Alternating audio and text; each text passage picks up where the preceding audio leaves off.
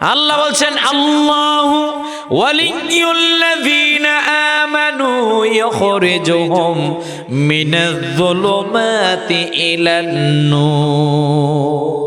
ঘুমায় কাজা করেছো হজর, তখনও জাগনি যখন জোহর, হেলাও খেলায় কেটেছে আসর, মাগরিবের আজ শুনিয়া যান, জামাতে শামিল হও রে এসাতে, এখনো জমাতে আছে স্থান। কথা বলেন না কেন? সুযোগ যায় নাই ভাই। আমার নবীজি ডাক দিয়া বলেন, শোনো উম্মত, কেউ যদি চায় আল্লাহর ওলি হতে, তাহলে প্রথম তার জন্য আমল হচ্ছে গুনাহ ছেড়ে দিতে হবে। 10টা কাজ যদি আপনি করতে পারেন, আপনার দ্বারা যে কৃত গুনাহ হয়েছিল এগুলো আল্লাহ মাফ করবেন। আমার যুবক ভাই প্লিজ হাতটা জোর করে আমি বলছি, যুবক, মা বাবার খেদমত করতে হবে। Let's change ourself. আমি বক্তা ঢাকা থেকে আপনার এখানে এসেছি, আমার চিন্তা টেন্ডেন্সি কোরআন হাদিস থেকে বলবো দাঈল আল্লাহ হিসাবে আল্লাহর খুশির জন্য। আপনি শ্রোতা এখানে এসেছেন, আলোচকের কাছ থেকে কিছু কথা শিখবেন, এগুলোর উপর আলোচনা আপনি নিজের জীবনে প্রয়োগ করবেন। আর আমার কমিটির বাইরে যারা আছেন, ওনাদের মাকসাদ থাকবে যে ওনারা কেয়ারটেকার থেকে বক্তাকে এনে, শ্রোতাকে এনে মানুষের মাঝখানে তারা প্রচার করবে। ও ভাই, এই 3 শ্রেণীর মাঝখানে যদি পরিবর্তনের হাওয়া লাগে, আমি বিশ্বাস করি সোনার বাংলাদেশ সোনার বাংলায় রূপান্তরিত হয়ে যাবে। এছাড়া ভাই, যদি পরিবর্তন আমরা না করি, এই যে ওয়াজ মাহফিল, ফিল্ড, সামগ্রিক কিছু মাহফিল শুধুমাত্র এই যে লোক হয়, বাকি যে মাঠ ফাঁকা হওয়া শুরু হয়েছে, এটা এমন এক দিনের মধ্যে পরিণত হবে যখন মাহফিল থাকবে ঠিক, বিশাল বড় প্যান্ডেল থাকবে ঠিক, কিন্তু শ্রোতা খুঁজে পাওয়া যাবে না। রাগ করে ফেলছেন? এই কথাগুলো আমি বললাম সামগ্রিক সকলের ইসলাহের জন্য। আল্লাহ আমাদেরকে বুঝার তৌফিক দীক্ষা দান করুন, সকলে বলেন আমিন। আমাকে ওনারা একটা বিষয় নির্ধারণ করেছেন, এই বিষয়টির উপর কিছু কথা বলবো। আমার উদ্দেশ্য বলা, আপনাদের উদ্দেশ্য শোনা। উভয়ের চিন্তা টেন্ডেন্সি হচ্ছে কথাগুলোর উপর আমল করব ইনশাআল্লাহ। কইতেন না? হয় না? আরো আওয়াজ দিয়ে বলেন। বিসমিল্লাহির রহমানির রহিম। আলা ইন্না আউলিয়া আল্লাহি লা খাউফুন আলাইহিম ওয়ালা হুম ইয়াহজানুন আল্লাযীনা আমানু ওয়া কানু ইয়াত্তাকুন। আমরা এমন একটি কোরআন থেকে কথা শুনছি যে কোরআনে কোনো ভুল নাই, সন্দেহ নাই, ডাউট নাই। This is the book, a book in which there is nothing wrong. আল্লাহ ওই কোরআনের অথেন্টিসিটির ব্যাপারে বলেছেন, শোনো, এই কোরআন কিয়ামত পর্যন্ত থাকবে, এটা চ্যালেঞ্জ। এই কোরআনে কেউ কোনো ভুল ধরতে পারবে?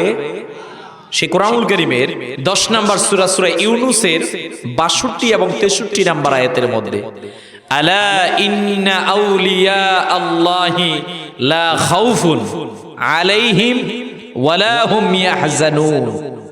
আল্লাহ বলছেন, শোনো, জেনে রাখো, সাবধান, ইন্না আউলিয়া আল্লাহ, নিশ্চয়ই যারা আমার ওলি হবে, দ্যাট মিন্স আমার বন্ধু হবে, আল্লাহ বলছেন লা খাউফুন, এদের কোনো ভয় নাই, ওয়ালা হুম ইয়াহজানুন, এরা কখনো দুঃখিত ব্যথিত হবে না। আল্লাহু আকবার। আল্লাহ নিজে ওলিদের কথা বলতে গিয়ে পরক্ষণেই বলে দিলেন ওলি কারা, ওলিদের সংজ্ঞা কি। আল্লাহ বলছেন আল্লাযীনা আমানু, যাদের মধ্যে ঈমান আছে, ওয়া কানু ইয়াত্তাকুন, যারা যেখানেই থাকে না কেন সব জায়গায় আল্লাহকে ভয় করে। দ্যাট মিন্স যাদের মধ্যে ঈমান আছে, আর ওই বান্দা যেখানেই অবস্থান করুক সেখানে যদি আল্লাহকে ভয় করতে পারে, আমার রব ডাক দিয়ে বলছেন আল্লাহর মানদণ্ড অনুযায়ী সেই ব্যক্তি হচ্ছে আল্লাহর ওলি। বলেন সুবহানাল্লাহ। আমার সম্মানিত হাজিরিন, প্রিয় নবীজি সাহাবীদেরকে ডাক দিলেন, শোনরে সাহাবীরা, তোমাদেরকে জানিয়ে দিলাম এই পৃথিবীর মধ্যে এমন কিছু বান্দা আছে, আব্দ, আরবিতে আব্দুন শব্দের অর্থ বান্দা। প্রিয় নবীজি বললেন, শোনরে সাহাবীরা, তোমাদেরকে জানিয়ে দিলাম ওই আব্দের মাঝখানে, বান্দার মাঝখানে এমন কিছু বান্দা আছে, লা ইয়ারকুনা ওয়ালা ইস্তারকুনা ওয়ালা ইয়াতাতায়্যারুন ওয়া আলা রাব্বিহিম ইয়াতাওয়াক্কালুন। প্রিয় নবীজি এক এক ভাবে গুণাবলী বর্ণনা শুরু করে দিলেন। আল্লাযীনা ইযা রুউ যুকিরাল্লাহ, ভিন্ন হাদিসের মধ্যে নবীজি ডাক দিয়ে বললেন, শোনো, তোমাদেরকে জানিয়ে দিলাম এই পৃথিবীর মধ্যে বান্দা থেকে একদল হয়ে যায় অলিউল্লাহ, আল্লাহর বান্দা। আরে শোনো, ওই অলিউল্লাহ তোমরা জানোনি কারা? নবীজি ডাক দিয়া বললেন, যাদের ঈমান ঠিক আছে, যাদের সিরাত আর সুরত দেখে আমার আল্লাহর কথা স্মরণ হয়, তারাই হচ্ছে ওলি। বলেন সুবহানাল্লাহ। ওলি ফ্রেন্ডস, এইটা সাধারণ শব্দ নয়। ওলি শব্দের অর্থ বন্ধু। ওলি শব্দের অর্থ কি? বন্ধু। আমার নবীজি বললেন, আল্লাযীনা ইযা যুকিরাল্লাহ, যাকে দেখলে, যার সিরাত সুরত, যার বেশভূষ, যার ভিতরে ঈমান আখলাক সুন্দর আছে, অর্থাৎ যেই মানুষটাকে দেখলে তোমার রবের কথা স্মরণ হয়, ও হচ্ছে আল্লাহর ওলি। সুবহানাল্লাহ বলতেন না? না, তবে এইটাকে আবার সামনে নিয়ে অপব্যাখ্যা করা যাবে না যে ভাই আমাদের সমাজের মধ্যে তো এমন এমন পীর সাহেব আছে, চেহারা দেখতে অনেক সুন্দর, দাড়ি আবাকা বা জুব্বার অভাব নাই। যেমন এক পীর সাহেব ছিল দেওয়ানবাগের পীর। আরে ভাই, এর চেহারা তো কম সুন্দর ছিল না। এইটা হচ্ছে বন্ড। কথা কর না কে? এরে ভাই, সাফবাড়ির সাথে আর বন্ডদের সাথে তো এই জায়গার পার্থক্য। আমরা সাফবাড়ি থেকে জিয়ারত করি, বন্ডরা সেইটার মধ্যে সিজদা দেয়। কথা বলেন না কেন? ওলিও কিন্তু দুই প্রকার ভাই, আল্লাহর বন্ধুও দুই প্রকার। একটা হবে যাবে শয়তানের বন্ধু, আরেকটা হবে আল্লাহর বন্ধু। আরে আল্লাহর ও বন্ধুদের মধ্যে চেহারা কালোও হতে পারে, ডাজ নট ম্যাটার, কোনো সমস্যা নাই। তবে নবীজি ডাক দিয়ে বলছেন, শোনো, যাদের ঈমান আমল, যাদের কথার মধ্যে তাসির হবে, যাদের ঈমান ঠিক আছে, সুরত সিরাত ঠিক আছে, যাদের কথা দেখলে, যাদের কথা শুনলে আল্লাহর কথা স্মরণ হয়, তোমরা তাদের সন্নিকটবর্তী হয়ে যাও। সুবহানাল্লাহ বলেন না? আল্লাহ বলছেন, আল্লাহু ওয়ালিয়ুল্লাযীনা আমানু ইখরিজুহুম মিনাজ-যুলুমাতি ইলান-নূর। ওলিদের কথা আমার আল্লাহ বলতে গিয়ে বললেন, শোনো পৃথিবীর মানুষেরা, তোমাদেরকে জানিয়ে দিলাম, যারা আমার বন্ধু হবে তারা ছিল অন্ধকারের মধ্যে, আমি আল্লাহ ভালোবেসে তাদেরকে আলোর পথের মধ্যে নিয়ে গেলাম। বলেন সুবহানাল্লাহ। এই ব্যাপারে আপনি একটা হাদিস নিতে পারেন। হযরত ইমাম বুখারী হাদিসখানে উল্লেখ করলেন, সহিহ বুখারীর 5693 নম্বর হাদিসে বর্ণিত, ইজা হাব্বাল্লাহু আবদান নাদা জিবরাইল। হযরত জিবরাইল নবীজির কাছে একদিন এসে বললেন, হুজুর, আমার আল্লাহ যখন পৃথিবীর মধ্যে কোন বান্দাকে ভালোবাসেন, আমার আল্লাহ পৃথিবীর মধ্যে কোন বান্দাকে ভালোবাসলে আমি জিবরাইলকে ডাক দেন। ইযা হাব্বাল্লাহু আবদান দানা জিবরাইল। জিবরাইলকে আমার আল্লাহ ডাক দেন, হে জিবরাইল, অমুক দেশের অমুক জায়গার অমুক ব্যক্তিটাকে আমি ভালোবাসি রে জিবরাইল। আমি আল্লাহ তাকে মূল ডিউটি দিয়েছিলাম, ওই যে 5 ওয়াক্ত নামাজ। আপনি অফিসের মধ্যে যান, 8 ঘন্টা ডিউটি। আপনি গার্মেন্টসের মধ্যে যান, আপনার 8 ঘন্টা ডিউটি। অফিসে যান, 7 ঘন্টা ডিউটি, এটা মূল। এরে ভাই, আপনি যদি ওভারটাইম করতে পারেন, ওভারটাইম যদি আপনি করেন, মালিক যিনি আছেন, মহাজন যিনি আছেন, আপনার মহাজন আপনাকে অনেক ভালোবাসবে, ওভারটাইমের বিনিময়ে অতিরিক্ত টাকা দিবে। ওভারটাইমের বিনিময়ে মহাজন আপনাকে ভালোবাসবে, ভালোবেসে দেখবেন ঈদের পরে কক্সবাজার বোনাস হিসাবে পাঠাবে। কথা কন না কে? এ আমার আল্লাহ রাব্বুল আলামিন বলছেন, গোলাম রে, তোমার জন্য 5 ওয়াক্ত নামাজ, গোলাম রে তোমার জন্য পর্দা, গোলাম রে ফরজ হলে যাকাত, গোলাম রে ফরজ হলে হজ। আমার আল্লাহ রাব্বুল আলামিন আমাদেরকে দিলেন মূল ডিউটি, প্রতিদিন 5 ওয়াক্ত নামাজ। কিন্তু যেই বান্দাটা সালাতুদ দুহার নামাজ পড়ে, চাশতের নামাজ পড়ে, এরে যেই বান্দা তাহাজ্জুদের নামাজ পড়ে, সে ওভারটাইম পড়ে। আমার আল্লাহ ডাক দিয়ে বলে, এ জিবরাইল, আমার যেই বান্দা দুনিয়ার মধ্যে 5 ওয়াক্ত নামাজের পর অতিরিক্ত সালাতুদ দুহা পড়ে, চাশতের নামাজ পড়ে, আওয়াবিনের নামাজ পড়ে, তাহাজ্জুদের নামাজ পড়ে, সে ওভারটাইম হিসাবে আমি আল্লাহর কাছে আরো বেশি সওয়াব নেয়। শুধু তাই নয়, আমি আল্লাহ তাকে এত বেশি ভালোবেসি, শোনো বুঝে নাও, আমি আল্লাহ তাকে ভালোবেসে আব্দুল্লাহ থেকে আমি আল্লাহ অলি উল্লাহ রূপান্তরিত করে দে। নবীজি বললেন, এইবার আমার আল্লাহ ওই বান্দার ব্যাপারে জিবরাইলকে ডাক দেয়। জিবরাইল তোমারে জানাই দিলাম অমুক বান্দাটাকে আমি ভালোবাসি। আসমানের যত ফেরেশতারা আছে সব ফেরেশতাদেরকে ডাক দাও, সব ফেরেশতাদেরকে ডাক দিয়া বলো আমি আল্লাহ অমুক বান্দাকে ভালোবাসি, তারাও যাতে ভালোবাসে। জিবরাইল পৃথিবীর মধ্যে যাও, পৃথিবীর মানুষদের হৃদয়ের মধ্যে ওই বান্দার ব্যাপারে ভালোবাসা ঢুকিয়ে দাও। এজন্য পৃথিবীর মধ্যে আপনি দেখবেন কোন নামাজি যদি সত্যিকার নামাজি হতে পারে, আপনিও বেনামাজি কেউ বেনামাজি কিন্তু একজন নামাজি, আমার আল্লাহ যদি কাউকে ভালোবেসে ফেলেন দেখবেন এলাকার সবার ওই নামাজির প্রতি আলাদা একটা সিম্পিতি ভালোবাসা থাকে। কথা বলেন না কেন? আলাদা একটা সিম্পিতি ভালোবাসা থাকে। আরে নামাজি, নামাজি বলতে ওই নামাজি, এই নামাজি মিথ্যা কথা বলবে না। কথা কন না কেন? এই নামাজি রাস্তা দিয়ে হেঁটে যাবে, আরেকজন এর ব্যাপারে নেগেটিভ চিন্তা নিবে না, কারণ সে নামাজি। কথা কন না কেন? নামাজি যে হবে তার প্রতি আমার আল্লাহর এক্সট্রা ভালোবাসা আছে। আর ওই বান্দার মধ্যে যদি তাহাজ্জুদ থাকে, ওই বান্দার মধ্যে যদি চাষ্ট আওয়াবিন দোহার নামাজ থাকে, ওই বান্দার মধ্যে যদি নফল ইবাদত থাকে, আমার নবীজি ডাক দিয়া বলছেন এ আর সাধারণ বান্দা না, এ হচ্ছে এখন এই মুহূর্তের মধ্যে আল্লাহর ওলি। জোরে জোরে বলেন সুবহানাল্লাহ। ওলি বা আউলিয়া কেরামদের অবদানের কথা যদি আপনি জানতে চান, আমি যদি সূচনা লগ্ন থেকেই বলি, আপনারা জানেন আমার নবীজি সাল্লাল্লাহু আলাইহি ওয়াসাল্লাম আরবের মধ্যে ওনার শাহাদাত আঙ্গুল মোবারক দিয়ে ইশারা করেছিলেন, চাঁদ দ্বিখণ্ডিত হয়েছিল। সুবহানাল্লাহ বলেন। যেটা সাক্ষী সূরা কমারের 1 নম্বর আয়াত, ইকতারাবাতিস সাআতু ওয়ানশাক্কাল কমার। ইবনে কাসির তাফসীর ইবনে কাসিরের 8ম খণ্ডের 553 পৃষ্ঠায় তথ্যটা উল্লেখ করেছেন। এই যে নবীজি শাহাদাত আঙ্গুল মোবারক ইশারা করলেন, নবীজি সাল্লাল্লাহু আলাইহি ওয়াসাল্লামের শাহাদাত আঙ্গুল মোবারকের ইশারার কারণে চাঁদ দ্বিখণ্ডিত হলেন। এই যে চাঁদ দ্বিখণ্ডিত হলো, এটা গোটা পৃথিবীর মানুষেরা দেখেছে। এই ভারতীয় উপমহাদেশের মধ্যে যিনি সর্বপ্রথম দেখেছিলেন তার নাম বর্তমান ভারতবর্ষের কেরালার রাজা চেরামন পেরুমল।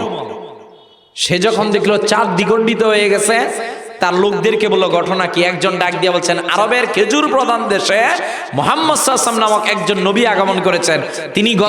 তিনি কিছুদিন আগে ওই রাত্রেবেলা চাঁদ ইশারা করেছিলেন, ওনার শাহাদাত আঙ্গুলের ইশারার কারণে চাঁদ দ্বিখণ্ডিত হয়ে গেছে। রাজা চেরামন পেরুমল আরব, তিনি ভারতবর্ষ থেকে গেলেন আরবের মধ্যে। আমার নবীজি সাল্লাল্লাহু আলাইহি ওয়াসাল্লামের কাছে তিনি গেলেন।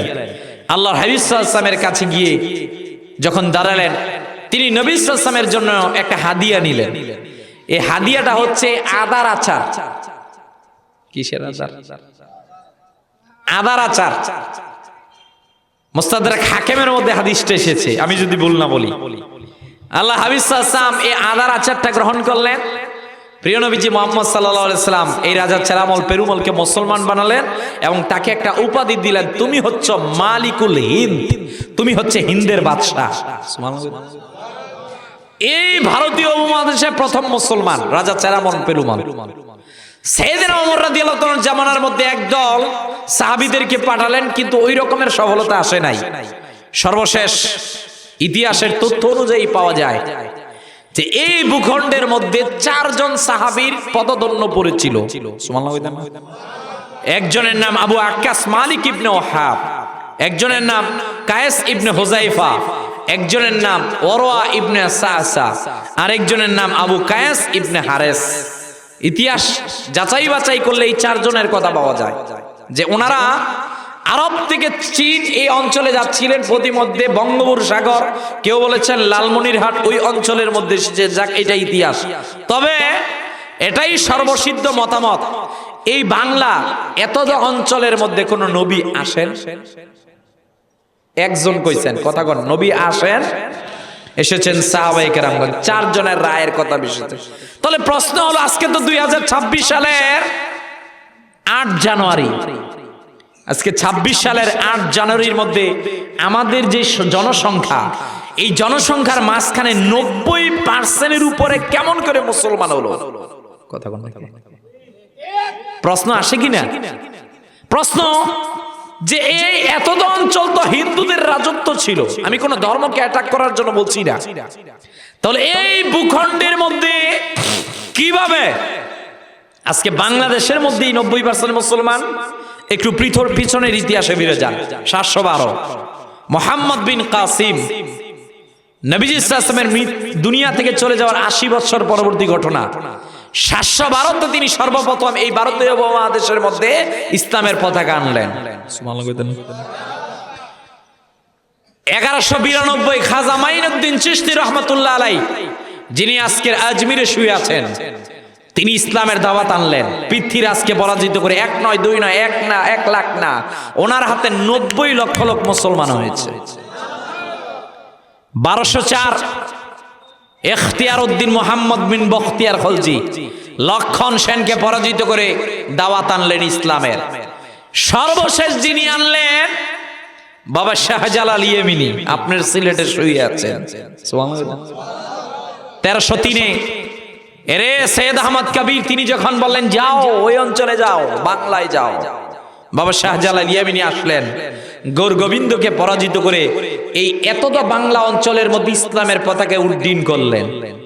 সঙ্গে ছিল 360 সঙ্গী। শাহপরান নাসিরউদ্দিন সিবাসালা এক একজন এক এক দিকে ছড়িয়ে ছিটিয়ে চলে গেল।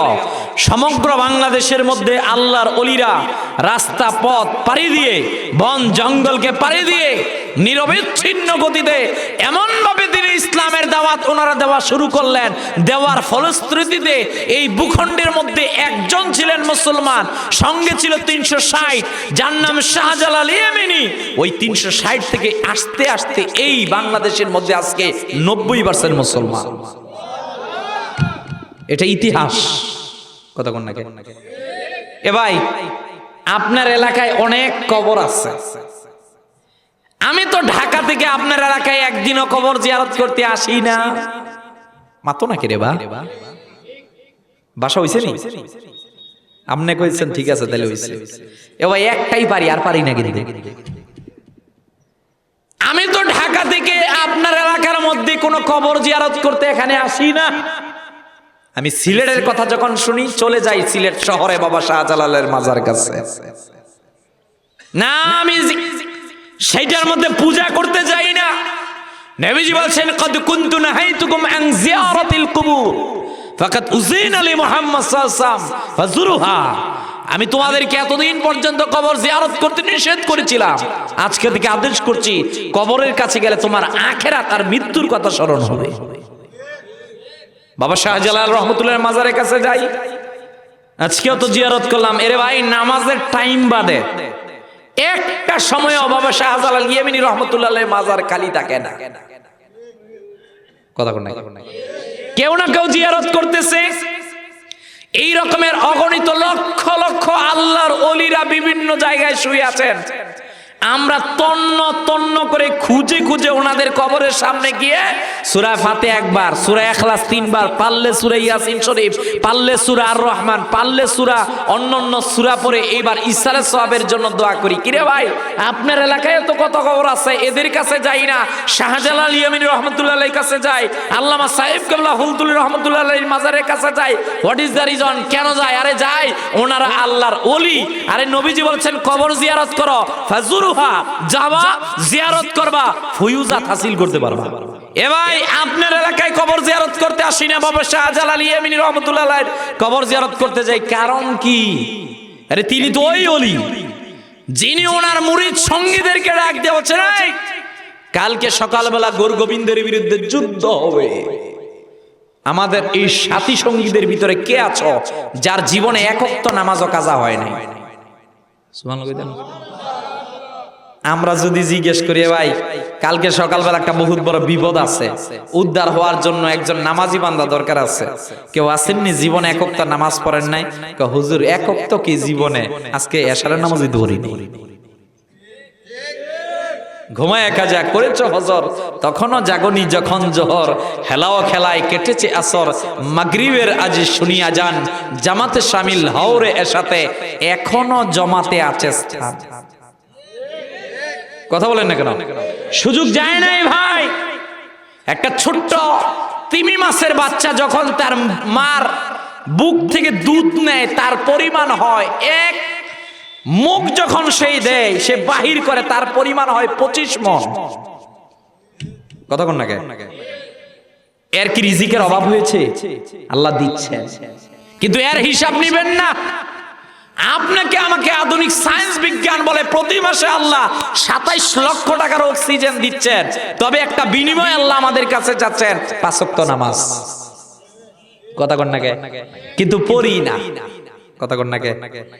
ফজর 730, জোহর 1460, আসর 1460, মাগরিব 1095, এশা 1460, 6205 রাকাত নামাজ প্রত্যেকের উপর ফরজ।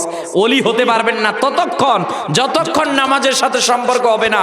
নবীজি বলছেন আনতাবুদাল্লাহ কান্নাকা তারাহু ফাইন লাম তাকুন তারাহু ফাইন্নাহু ইয়ারাক।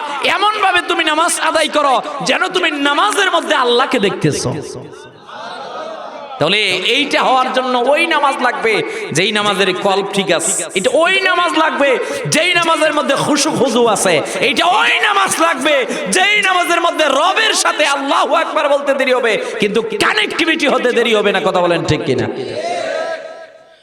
তাহলে আমার সম্মানিত হাজিরিন, প্রিয় নবীজি আমাদেরকে একটা মিশনার ভিশন দিলেন। শোনো রে সাহাবীরা, তোমাদেরকে জানিয়ে দিলাম যারা ওলি হবে তাদের কোনো ভয় নাই। ইমাম বুখারী বড় চমৎকার করে হাদিস উল্লেখ করলেন, মান আদালি ওয়ালিয়ান ফাকাদ আযানতুহু বিল হারবে।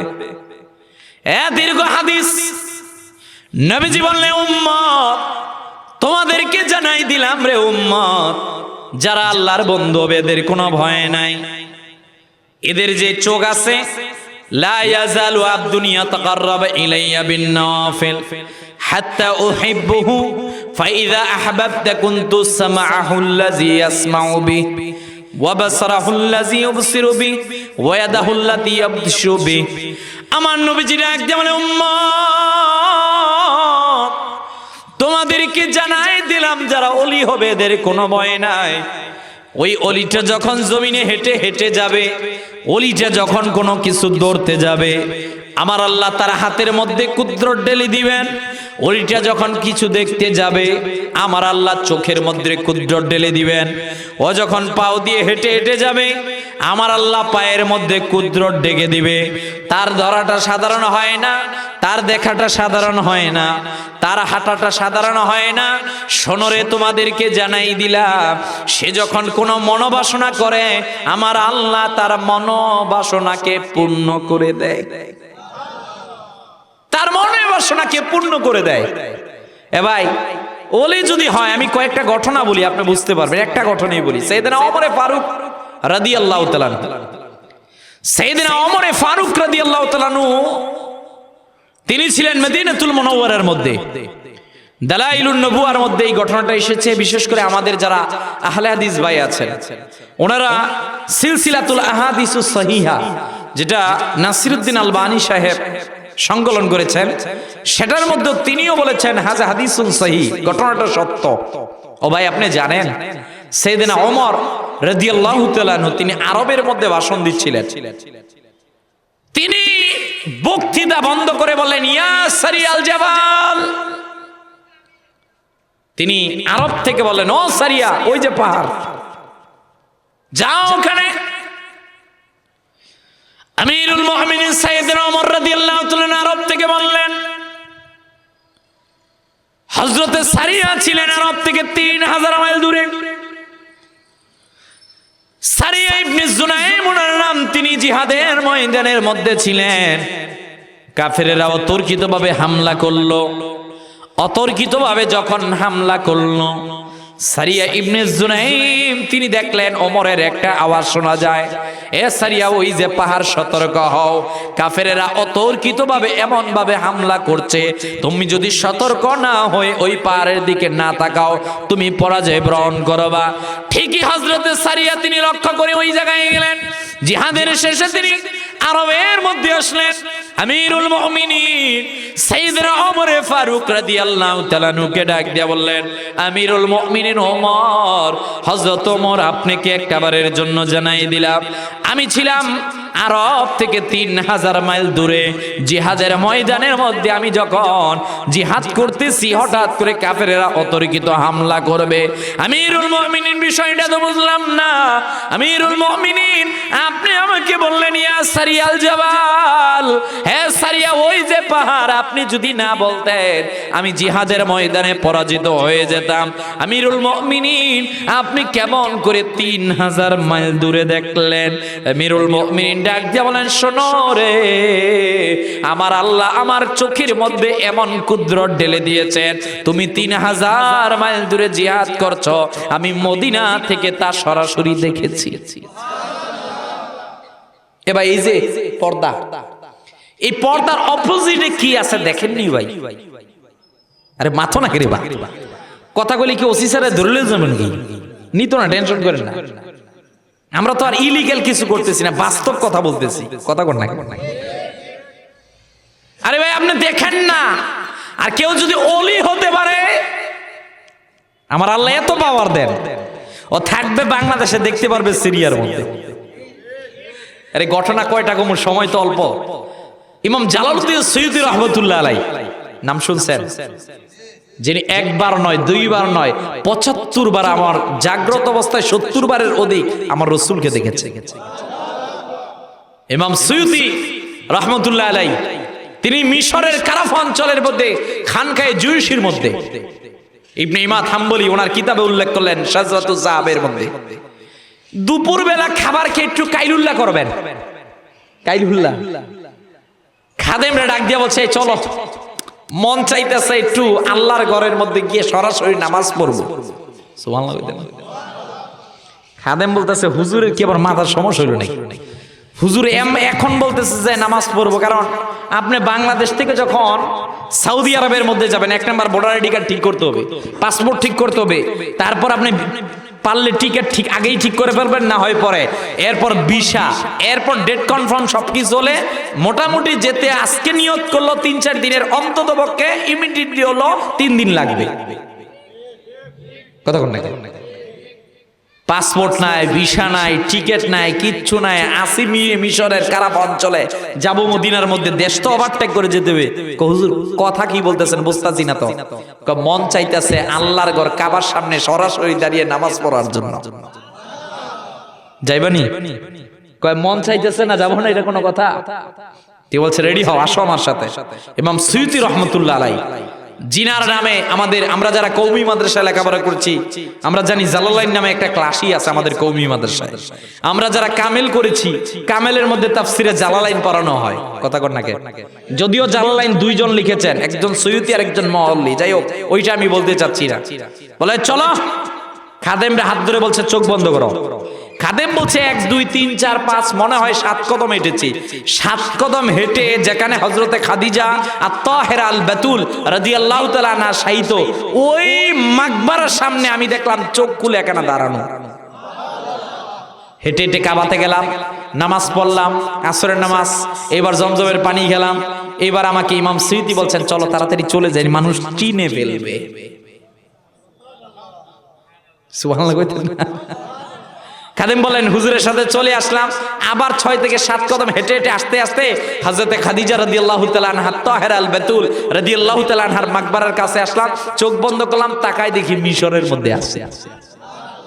আধুনিক সায়েন্স বিজ্ঞান আমাকে এটার যুক্তি দেন, যুক্তি। কথা কর না কে? আপনি বলেন যুক্তি ছাড়া কিছু মানে আমার বুঝান এটা কেমনে সম্ভব? আরে এটা তখন সম্ভব বান্দা যখন আপ থেকে ওলিউল্লাহ হবে, তখন আমার আল্লাহ তার জন্য কোনো পর্দা রাখেন না। ওই বান্দার মাথার উপরে আল্লাহর কুদরতি হাত থাকে, বান্দা যা চাইবে আমার আল্লাহ তা দিয়ে দিবেন। কথা কর না কে? এটা এমনে সম্ভব ভাই? কখনো না। 2টা জিনিস লাগবে, আল্লাযিনা আমানু ওয়া কানু ইয়াত্তাকুন। সুবহানাল্লাহ। একটা হচ্ছে ঈমান, আরেকটা হচ্ছে আল্লাহর ভয়। কার ভয় ভাই? কষ্ট হয়ে যাচ্ছে? আল্লাহর ভয়, আল্লাহর ভয়। এবার এই যে শীতকাল আসলে, এই যে এখন শীতকাল চলতেছে আপনারা দেখছেন, আমি দেখলাম, আমি যদি ভুল না বলি রিপোর্টের মধ্যে, যে বাংলাদেশের মধ্যে আমরা যারা ঢাকাতে বসবাস করি 72 বছরের ব্যবধানে বিগত আজকে থেকে 72 বছরের ভিতরে সবচেয়ে বেশি শীত নাকি এই বছর ঢাকাতে হচ্ছে। আর আপনারা যারা কুলাউড়ার মানুষ, এখানে দিনে তো মাশাআল্লাহ দেখলাম রৌদ্রের অভাব নাই, রাত্রে দেখি শীতে খালি কাঁপতাছে। কথা কোন নাকি? আর বৃষ্টির কথা তো বলে লাভ নাই। কথা কোন নাকি? না মন খারাপ করেন না, আল্লাহ যে অঞ্চলের মানুষদেরকে ভালোবাসে ওখানে বৃষ্টি বেশি দেয়। কথা কোন নাকি? শীত আসলো, আপনিও কিন্তু আল্লাহর মকবুলকৃত বান্দাদের অন্তর্ভুক্ত হতে পারেন। আপনার টাকা আছে, আপনি কি করবেন? আপনার আশপাশে একটা লিস্ট করেন কোন ব্যক্তি গরিব, ওই গরিব ব্যক্তির জন্য আপনার যেই সামর্থ্য আছে এই সামর্থ্য থেকে শীতের কাপড় ক্রয় করেন। ফেসবুকে না দিয়ে না দেখিয়ে দিতে পারেন, কোনো সমস্যা নাই, তবে ইখলাস ঠিক রাখতে হবে। আপনি এইবার যারা আপনার আশপাশে গরিব ব্যক্তি আছে, আপনার সামর্থ্য অনুযায়ী মিনিমাম 5টা লোককে শীতের কাপড় কিনে দেন। আমি বিশ্বাস করি আপনার টাকার মধ্যে আপনি বরকত পাবেন। কাজ কোনটা করলেন? কুনতুম খায়রা উম্মাহ উখরিজাত লিন-নাস তা'মুরুনা বিল মা'রুফ ওয়া তানহাউনা আনিল মুনকার। এই আমাদেরকে শ্রেষ্ঠ বলা হয়েছে, শ্রেষ্ঠের কাজ কি জানেন? মানব সেবা করা। কথা কোন নাকি? আমি একটা কথা বলি, আপনি মিলিয়ে নেন। বর্তমান বাংলাদেশের মধ্যে হক্কানি অনেক পীর মাশায়েখগণ আছেন, আল্লাহর ওলিরা আছেন, কোনো সন্দেহ নাই। তবে ভণ্ড পীর সাহেবগণ আছে। কথা কোন নাকি? কেমন জানি একটা চিন্তা টেন্ডেন্সি আমাদের হয়ে গেছে, শুধু খাবো। কথা কোন নাকি? এই সিলেটের মধ্যে একজন ব্যতিক্রম দেখলাম। আমরা তো ভাই সারা দেশ গোরা মানুষ। আমি আমার মসজিদের মধ্যে এই কথাটা বলেছি যে সিলেটের মধ্যে আপনারা যদি দেখতে চান, আমাদেরকে হুজুরদেরকে দেখলে, পীর সাহেবদেরকে দেখলে বলেন হুজুররা শুধু খায়। সিলেটের মধ্যে জকিগঞ্জের মধ্যে বড় সাহেব নামে একজন পীর সাহেব হুজুর আছেন, ওনার কাছে যাবেন, দেখবেন উনি বাড়িতে ঘুমাচ্ছেন। কথা ঠিক, জকিগঞ্জ কোন এলাকার মধ্যে কার বাড়িতে বৃষ্টির পানির কারণে টিন ছিদ্র হয়ে কার বাড়িতে আরামে ঘুম করতে পারতেছেন, ঘুম মারতে পারছেন না, কোন ব্যক্তির ঘরের মধ্যে আগুন লেগেছে, কোন ব্যক্তি শীতার্ত অবস্থার মধ্যে দুঃখের মধ্যে কষ্টে সময় কাটাচ্ছে, এ সিলেটের অন্য মানুষের কাছে হয়তোবা খবর নাই, কিন্তু বড় সাহেবের কাছে খবর আছে। কথা কর নাকি? জামানার হাতেম তাই, এটা বললে ভুল হবে না। আরে জেলখানায় তো কেউ যায় না পুলিশের ভয়ে। কথা কর নাকি? ওই জেলখানার মধ্যে, জেলখানায় যে আছে ও তো দোষী। এখন ওই দোষীটার কাছে কে যাবে? সবাই তাকে ঘৃণা করে। আমরা দেখলাম সোশ্যাল মিডিয়ার মধ্যে, তিনি জেলখানার মধ্যে গেলেন, দায়িত্বশীলদের কাছে দিলেন, এরাও তো মানুষ। কথা কর নাকি? এরাও তো মানুষ, এদেরও তো বেঁচে থাকার অধিকার আছে, ভুল হয়েছে সংশোধন হবে। ওখানে দিল কম্বল। আজকে দেখলাম 72টা প্রজেক্ট, একটা না দুইটা নয়। কার বাড়িতে মশারি নাই, কার বাড়িতে দুঃখ যাতনা। এই লোকটাকে যদি আল্লাহ মিলিয়ন বিলিয়ন ট্রিলিয়ন টাকা পয়সা দিত, আমার মনে হয় পুরা বাংলাদেশের এতিমদের সব দায়িত্ব তিনি নিতেন। কথা কোন নাকি? এগুলো আমাদের জন্য উৎসাহ। আমি বক্তা শুধু খাবো, আমার কাছে এটা না। কথা কোন নাকি?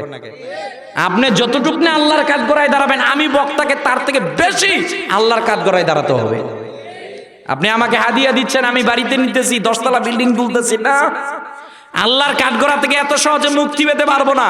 এজন্য আমরা যারা ওলামায়ে কেরামগণ আছি, আমাদের মাঝখানে যারা পীর সাহেব হুজুরগণ আছেন, আল্লামা সাহেব কেবলা ফুলতুল রহমতুল্লাহর কাছ থেকে শিক্ষা নেওয়া উচিত যে পীর কেমন হবে। শুধু খাবে না, আরে জনসেবা করবে, মানুষের যা প্রয়োজন সেইটার দিকে তাকাবে।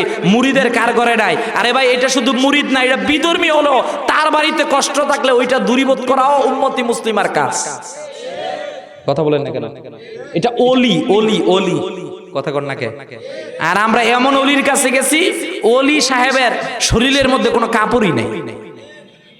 ডাক দিয়ে কইতেছে উনি কেরা? কয় সর্বনাশ, উনি ওলি। উনি কি? উনি ওলি মানে ওনার যা আছে সবই তো দেখা যাইতেছে। কয় সর্বনাশ, ওনার বিরুদ্ধে কথা কইবেন না। কইছে কি?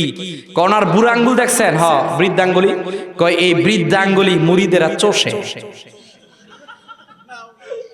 আরেকটা কইলে আপনি কি কইবেন? কোন কোন জায়গার মধ্যে ওই পীর সাহেব গোসল দেয়, গোসলের পানি খায়।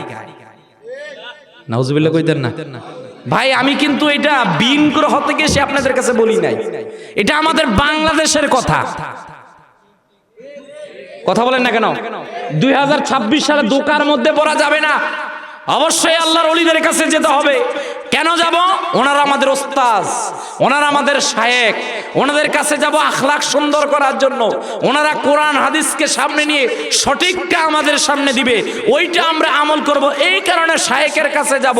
কিন্তু যারা এই পীর মুরিদের নামে বেসরা কাজের মধ্যে যুক্ত, যেই মাজারের মধ্যে গান বাদ্য নর্তকীর আয়োজন করা হয়, যেখানে ইয়াবা বাবা গাঞ্জা হয়, ওই খাদিমগুলোকে ধরে জেলখানায় দিত। এদের সাথে আমাদের কোনো সম্পর্ক নাই। কথা কর না, রাগ করতেছেন ভাই? আমরা কিন্তু পিওর। আমাদের দিকে তাকায় দেখেন ভাই, আপনি হক্কানি আল্লাহর ওলিদের মাজারে যাবেন, গিয়ে দেখবেন জাস্ট এখানে জিয়ারত, আর কোনো কাজ নাই। কথা কর না, জাস্ট জিয়ারত। আর বন্ডগুলোর কাছে যাবেন, মাজারে কি যে বানাইছে আল্লাহই ভালো জানে, আল্লাহ হেফাজত করুক, আমিন কইতেন না? তো ওই বন্ডফির তো আছে বাংলাদেশে নাকি নাই? আছে আছে আছে আছে, এখনো দেখেন নাই? সোশ্যাল মিডিয়ায় কিছু কিছু দেখতেছেন। আর হেকুর হুকুর যে রাত 2:30টার সময় শুরু করে, এটা তো কোনো তাল বেতালই নাই। আল্লাহ হেফাজত করুক, আমিন বলবেন না? আমার সম্মানিত হাজিরিন, নবীজি আমাদেরকে বললেন, শোনো রে সাহাবীরা, তোমাদেরকে জানিয়ে দিলাম, এই পৃথিবীর মধ্যে আমার আল্লাহ রাব্বুল আলামিন আমাকে পাঠালেন, তবে পৃথিবীর মাঝখানে আমার উম্মত থাকবে। আমার উম্মতের মাঝখানে এক শ্রেণীর উম্মত অনেক উপরে যাবে, যেই উম্মতদেরকে আমার আল্লাহ ভালোবাসবেন, যারা হবে আবদাল, যারা হবে গাউস, যারা হবে কুতুব, যাদেরকে আল্লাহ ভালোবাসবেন, তারা যখন আল্লাহর কাছে হাত তুলে চাইবে, হাত তুলতে দেরি হবে, আমার আল্লাহ তাদের হাত কবুল করতে দেরি করবেন না। আরেকটা ঘটনা বলি, আপনারা জানেন এই ভারতীয় উপমহাদেশের মধ্যে খাজা কুতুবউদ্দিন বখতিয়ার কাকি নামে একজন আল্লাহর ওলি ছিলেন। কথা কন না কে? এ ভাই, ওলামায়ে হিন্দকে শানদার মাঝি কিতাবের মধ্যে এই তথ্যটা এসেছে। এই খাজা কুতুবউদ্দিন বখতিয়ার কাকি রহমতুল্লাহ আলাইহি, তিনি যখন ভারতীয় উপমহাদেশের মধ্যে ইসলামের দাওয়াত দেওয়া শুরু করে দিলেন, ইন্তেকালের সময় তিনি একটা চিঠি লেখলেন। ওই চিঠির মধ্যে লেখা, আমি যদি ইন্তেকাল করি, যিনি আমার জানাজার নামাজ পড়াবেন, তার জন্য 4টা শর্ত আছে। কয়টা? নাম্বার 1, যে জানাজার নামাজ পড়াবে তার জীবনে একদিনও তাকবীরে উলা ছুটতে পারবে না। যিনি জানাজার নামাজ পড়াবেন তার জীবনে একদিনও তাহাজ্জুদের নামাজ ছুটতে পারবে না। যিনি জানাজার নামাজ পড়াবেন তিনি কখনো কোনো অবস্থায় বেগানা নারীর দিকে তাকাতে পারবেন না। যিনি জানাজার নামাজ পড়াবেন, কোন কোন বর্ণনার মধ্যে এসেছে যে আসরের পূর্বেও যে 4 রাকাত সুন্নত নামাজ আছে, এই 4 রাকাত সুন্নত তার জীবনে ছুটতে পারবে না। আল্লাহু আকবার বলবেন না? তিনি যখন ইন্তেকাল করলেন, বিশাল অডিয়েন্স, জানাজার জন্য লোকজন সমাগত, অনেক লোকের সমাগম। স্থানীয় যিনি ইমাম সাহেব, তিনি গেলেন জানাজার নামাজ পড়াতে, কারণ যিনি আল্লাহর ওলি, সবারই তো মন চায় আলেম হলে যে ওনার জানাজার নামাজটা আমি পড়াই। কথা বলেন না কেন? তিনি যখন গেলেন, এক খলিফা হাতের মধ্যে চিঠি দিলেন, আমার পীর সাহেব হুজুর এটা ওসিয়ত করে গিয়েছেন যে দুনিয়া থেকে আমি যখন ইন্তেকাল করব, আমার বক্তমরিদ সালিকদের তোমাদেরকে ওসিয়ত করে গেলাম, যিনি আমার জানাজার নামাজ পড়াবে তার হাতে দিবা। ইমাম সাহেব দেখলেন, যার জীবনে তাকবীরে উলা ছুটে নাই, যার জীবনে তাহাজ্জুদের নামাজ ছুটে নাই, আরে যার জীবনে তাহাজ্জুদ নামাজ ছুটে নাই, যার জীবনে বেগানা নারীর দিকে তাকায় নাই, যার জীবনে আসরের নামাজের 4 রাকাত সুন্নত নামাজও ছুটে যায় নাই, এই 4টা শর্ত যার মধ্যে আছে, সে জানাজার নামাজ পড়াবে। ইমাম আছে না গেছে? আছে না গেছে? গেছে। কথা বল না কে? আমাদেরকে যদি বলা হয় এই 4টা শর্ত আছে, 1 নাম্বার যখন বলা হবে কি শর্ত? তাকবীরে উলা। আর তাকবীরে উলা কোনটা? আরে মুয়াজ্জিন ইকামত দিল আল্লাহু আকবার, ফার্স্ট রাকাত থেকে যেই ব্যক্তি শুরু করে দিল, এর জীবনে এক ওয়াক্ত নামাজ ওই তাকবীরে উলা ছুটে নাই। আসেনি কেউ?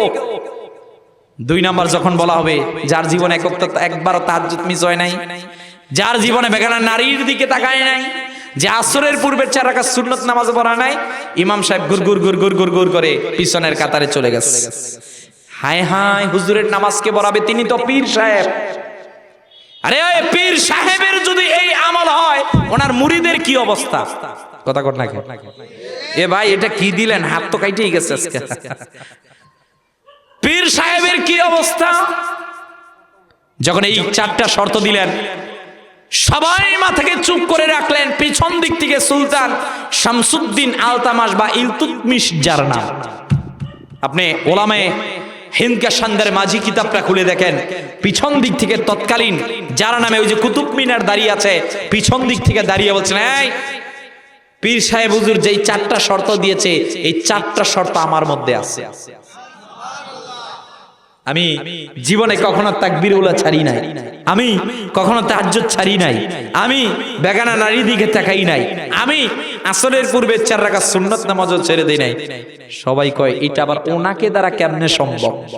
কথা বলেন, উনি তো বাদশাহ, উনি হা বললে ওইটা হা হয়ে যায়, তিনি না বললে ওইটা না হয়ে যায়। তিনি বলছেন, শোনো, আমি আমার পীর সাহেব হুজুরের কাছে মুরিদ হয়েছি, ওই দিন থেকে পীর সাহেব হুজুর যা ওজিফা দিয়েছে তা পালন করেছি। এই 4টা শর্ত আমার মধ্যে আছে, আমি কোনো কিচ্ছা বলছি না, ইতিহাস সাক্ষী। আজকে আপনি গুগলের ভিতরে গিয়ে সার্চ দেন খাজা বখতিয়ার, খাজা কুতুবউদ্দিন বখতিয়ার কাকি সম্পর্কে জানতে চাই, গুগলও আপনাকে বলবে কথা ঠিক। ও ভাই, সেই দিন এই ইলতুৎমিশ এই 4টা শর্ত নিজের মধ্যে এনে সবাইকে বলেছে, আজকে আমি জানাজার নামাজ পড়াবো। এইটাকে বলে পীর সাহেব, পাশেরটাকে বলে মুরিদ। কথা কোন?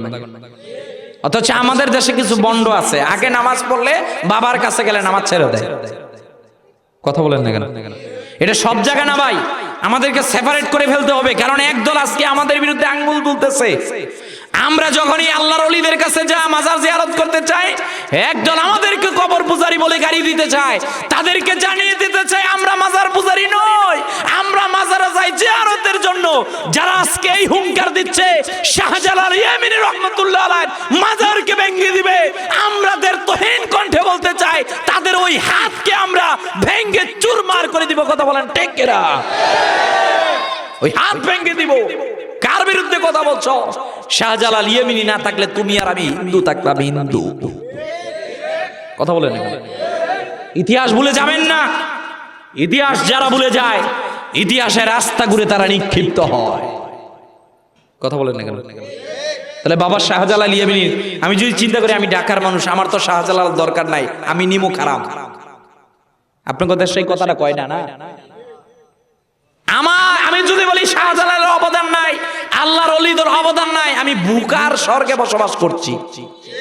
এজন্য আমরা হক্কানি আল্লাহর ওলিদের সঙ্গে থাকতে চাই কি চাই না? কারা কারা চাই? 2 হাত তুলে দেখাই। নারে তাকবীর, নারে রিসালাত। হাত নামা। আমার সম্মানিত হাজিরিন, এইবার নবীজি আমাদেরকে বললেন, সাহাবীরা রে, তোমাদেরকে জানিয়ে দিলাম, শোনো শোনো, এই পৃথিবীর মধ্যে নিজের চিন্তা করবা। ইয়া আইয়ুহাল্লাযীনা আমানু আলাইকুম আনফুসাকুম লা ইয়াদুররুকুম মান দাল্লা ইযা ইহতাদাইতুম ইলাল্লাহি মারজিউকুম জামিআ।